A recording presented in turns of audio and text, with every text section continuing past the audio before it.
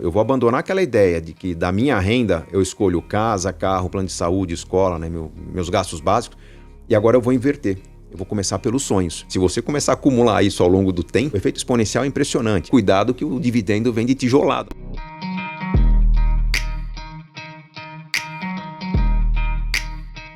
Lá por volta de 2006, eu atendi um casal da região de Campo Grande, era uma cidade próxima de Campo Grande, que tinha ganhado na loteria 2 anos antes. Olha! E eles tinham ganhado um prêmio na época de 6 milhões e 700 mil reais, era uma fração de prêmio. Nossa. E eles vieram me procurar porque estavam endividados 2 anos depois. Por que eu acho esse caso importante na minha vida? Porque a gente percebe que as pessoas até vivem bem quando tem um certo patrimônio limitado, uma renda limitada, e tomam todos os dias muito cuidado para conseguir pôr a comida na mesa, pagar o remédio que a família precisa, ganha pouco, mas vive com dignidade. Quando começa a ganhar dinheiro, tem que provar para a sociedade que melhorou. Então aparece com tênis importado, aquela moto de maior potência, né? A casa já começa a se destacar no bairro. Qual que é o problema quando a pessoa ganha dinheiro muito rápido? O dinheiro não resolve problemas. O dinheiro potencializa as escolhas que a gente faz. Se a gente não perceber que nossas escolhas estão erradas, com mais dinheiro, minha vida vai ficar pior do que com pouco dinheiro. Porque a gente inclui um objetivo, por exemplo, queremos ir para a Disney com base no estilo de vida que a gente tem. Então a gente escolheu a casa, a gente escolheu o plano de saúde, a escola das crianças, o carro, como a gente se veste, e começou a ganhar um pouquinho mais, ou esse ano não teve nenhum imprevisto, conseguiu preservar o 13º, entra o plano da Disney. Só que você está querendo trazer uma experiência nova para uma vida que não esperava essa experiência lá atrás, né? Você escolheu, quando você fala quanto eu vou gastar com a minha casa, você pega uma fatia do orçamento e vai pegando fatias do orçamento para aquilo que você está modelando. Você não incluiu experiência, você não incluiu sair da rota, até você fala, eu gosto de viajar. Mas chegou um filho, né? O filho que está indo todo fim de semana para Águas de Lindóia, de repente fala, quero para Disney. Você fala, ixi, né? Esse tipo de viagem não está nos planos.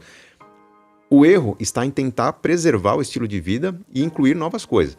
Eu sempre trabalho a ideia de desconstrução do estilo de vida. A gente trabalha com orçamento base zero. Quando a pessoa tem um estilo de vida e ela quer trazer novos sonhos, novos objetivos, a gente esquece esse estilo de vida e a gente modela como deveria ser o estilo de vida para incluir os sonhos. Então, o que é o conceito do orçamento base zero? Eu vou abandonar aquela ideia de que da minha renda eu escolho casa, carro, plano de saúde, escola, né, meus gastos básicos, e agora eu vou inverter. Eu vou começar pelos sonhos. O que vai marcar a nossa vida são as grandes realizações. Então, quais são as grandes realizações? Ir para o Egito, levar meu filho para a Disney, experimentar uma casa no campo, fazer uma grande doação para meus pais. Construir uma casa. É o nosso sonho. Fazer uma pós-graduação. Eu quero fazer um curso de gastronomia lá na França, sei lá, alguma coisa, quero aprender a esquiar. Algum sonho. Então, a gente, da renda, começa a construir os sonhos. Quanto eu deveria guardar por mês para independência financeira, para casa no campo, para uma viagem a cada 2, 3 anos. E a gente separa a primeira verba. Como normalmente essa construção de sonhos é de médio e longo prazo, eu preciso ter o elemento da motivação. Então, além dessa verba para os sonhos, eu separo uma verba para qualidade de vida, para fazer coisas que normalmente as pessoas esquecem. Praticar meu esporte, validar minha religião, sei lá, tem que dar um pedaço para a igreja, doar para quem precisa, coisas que eu sinto que são importantes. Para algumas pessoas, viajar de tempos em tempos para ver a família. Tem gente que está vivendo longe da família. Isso é qualidade de vida.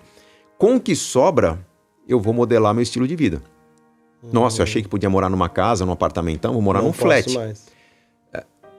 É um jeito interessante de viver? Não, tem que estar claro que é um jeito menos confortável, menos conveniente de viver. Mas eu tenho que ter aquela consciência de que, de repente, eu chego no sábado e falo, puxa, eu queria que meu apartamento fosse maior. Como não é, ainda bem que eu tenho a verba para ir ao teatro, ao cinema, visitar os amigos, presentear, estar nos shows. Mudou, né? Mudou o foco. Não é mais o estilo de vida. Legal. Então, a gente adota uma vida mais simples.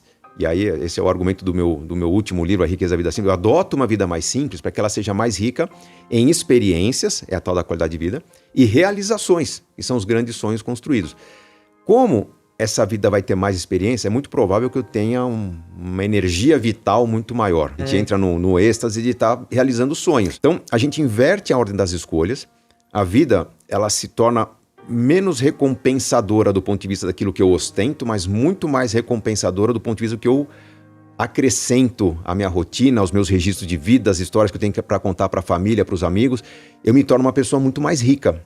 As pessoas vão querer estar mais comigo para compartilhar experiências, as oportunidades aparecem mais, os amigos vão querer acompanhar mais esse tipo de processo. Então eu começo a perceber que daqui a pouco estava difícil planejar uma viagem, mas os amigos estão vindo junto e cada um está contribuindo um pouquinho.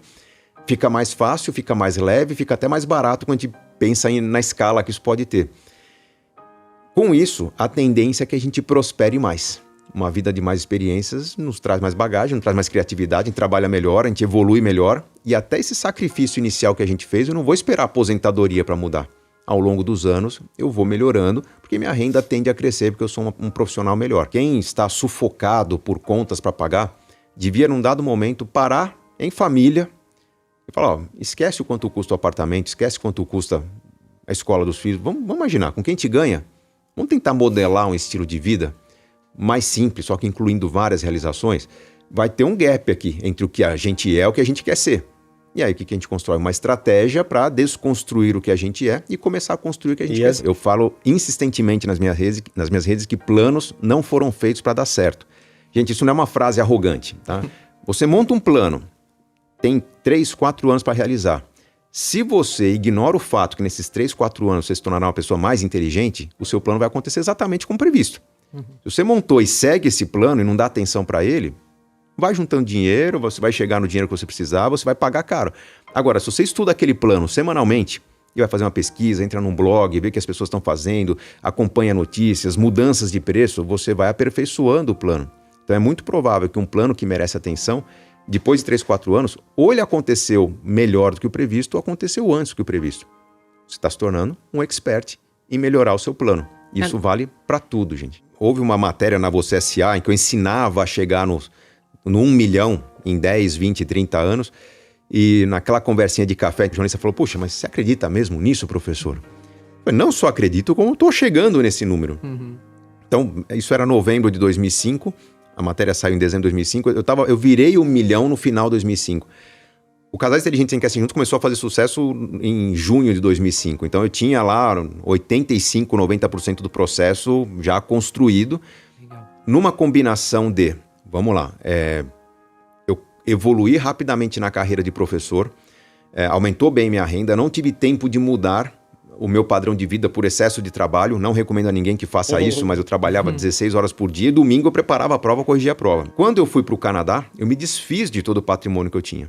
Então, ao voltar do Canadá no final de 2004, eu meio que já adotei um estilo de vida simples justamente para não perder essa construção do milhão. Então, transforma em caixa tudo que você tem e agora parte para o aluguel. Né? Eu tinha um apartamento próprio até para o Canadá. Tinha comprado um leilão, era simples, não era para morar muito tempo.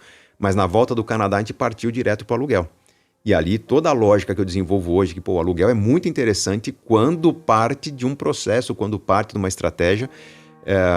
Aquilo me ajudou a acelerar a construção e a hora que os livros começaram a vender mesmo lá em junho de 2005, realmente foi um fôlego interessantíssimo, né? Você ganhar naquele ano, eu ganhei pelo menos uns 100 mil reais em livros, foi uma ajuda interessante, mas depois eu posso dizer que o primeiro milhão é o mais difícil, né? Mas eu diria que quando você já tem um volume de investimentos para trabalhar, aí você vê funcionar melhor a diversificação, você vê o rendimento se acrescentar como combustível para o crescimento. O efeito exponencial é impressionante, né? Imagina que se eu tenho 100 mil reais e coloco 10% em risco para tentar acelerar o meu enriquecimento, imagina que aqueles 10%, 10 mil reais, foram muito bem sucedidos no ano que eu investi, eu ganhei 100%.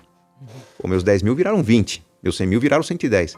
Agora, se eu tenho 1 milhão de reais e pego só 10% para acelerar, e aqueles 10%, 100 mil, se eu coloco 100 mil para multiplicar e sou muito feliz com aquela escolha, eu só coloquei 10%, mas 100 mil se viraram 200, o segundo milhão chega muito mais rápido.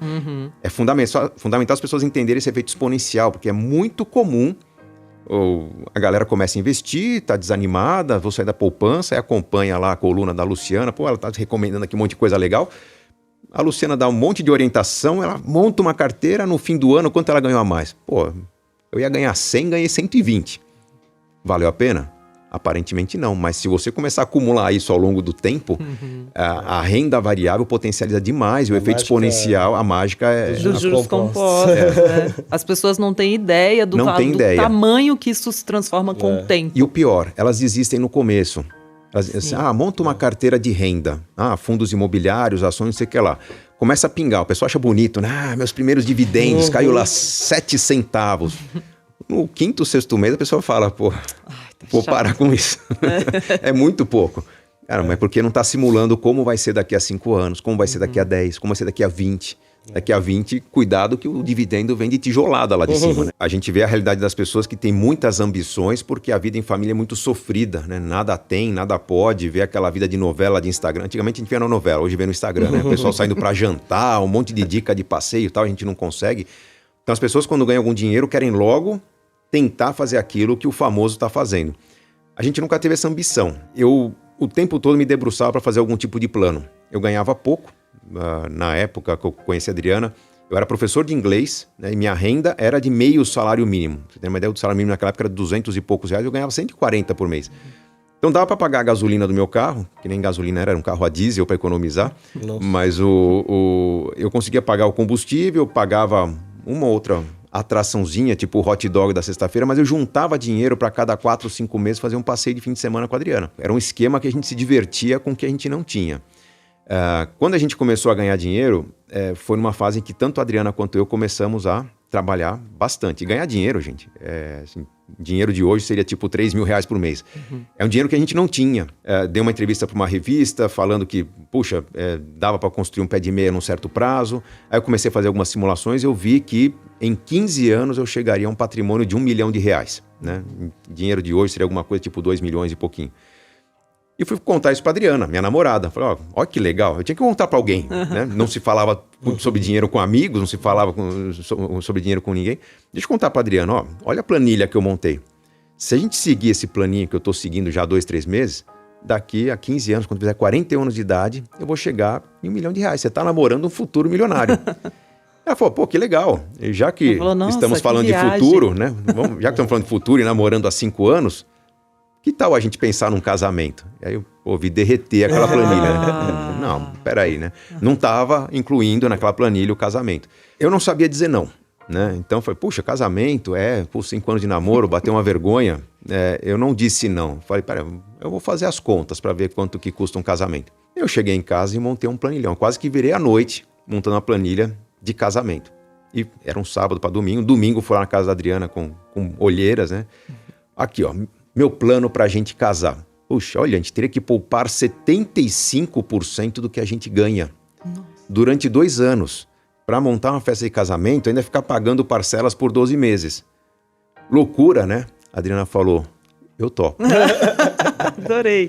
Quando ela falou, eu topo o casamento, eu falei, não. Ela não entendeu. Ela não entendeu. Ela não entendeu quanto vai ser sacrificado a gente abrir mão do nosso jantar fora, nossa noite de gala na barraquinha do hot dog, né? Na minha cabeça, ela ia desistir depois de 3, 4 meses. Não e aí começou, dia após dia, trabalhando, e ela era vendedora, trabalhava com comissão, de repente ela começou a falar, olha, tô vendendo mais. Como assim tá vendendo mais? Porque eu vendo implantes para dentistas, né? Quando eu falo, o doutor, quer comprar o implante? Eu falo, não preciso, tô com o estoque cheio e tal. Eu falo, doutor, ajuda, é pro meu casamento. E os caras começaram a comprar. E a renda dela, em 3 meses, quase que dobrou. Eu comecei a entrar na dela, né? Se ela tá assim, começaram a vir convites para aulas que eu tava recusando, eu dava aula de contabilidade básica. Aí alguém fala, alguém dá aula de estatística? Estatística eu nunca dei aula, mas tirei 9,5 na matéria, então deixa eu preparar por uns dias, eu dou aula. Comecei a pegar algumas aulas e a renda começou a crescer também. Então, fechava uma aula, para mim, o que era uma aula? Era R$400 a mais. Eu ia lá no orelhão, ligava para Adriana, fechamos mais 30% do pacote de flores. E arriscando na planilha o que a gente estava batendo de meta com cada fração de renda que eu conquistava. E ela é a mesma coisa. Aquele plano que era para 2 anos, de repente a gente viu que poderia viabilizar antes ou poderia viabilizar melhor. E a gente começou a acelerar o projeto de uma forma que a gente decidiu trabalhar que nem uns loucos nesse período. Mas era um grande sacrifício, mas estava muito claro qual que era o prêmio. E a cada dia o prêmio aumentava. Tanto que a viagem que a gente planejava no começo era uma semana em Porto Seguro, para resgatar a nossa primeira viagem que a gente tinha feito de carro. Virou 2 semanas e meia na Europa. Fizemos Paris e Grécia na nossa lua de mel.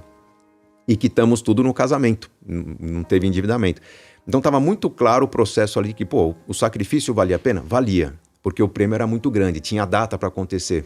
E ali nasceu uma grande lição que eu trago para os meus livros, para o meu trabalho hoje, que é todo sacrifício vale a pena se ele não for se transformar em sofrimento. Se ele for parte de uma gincana em que você sabe quando o prêmio acontece, você vai celebrar esse prêmio, vai celebrar bem esse prêmio e marcar o começo do próximo sacrifício que você vai fazer para realizar um outro sonho. A vida se torna uma grande gincana correndo atrás de grandes realizações. Toda semana trazemos conteúdo de qualidade como esse que acabou de assistir. Se inscreva no canal e seja avisado toda vez que tiver um vídeo novo.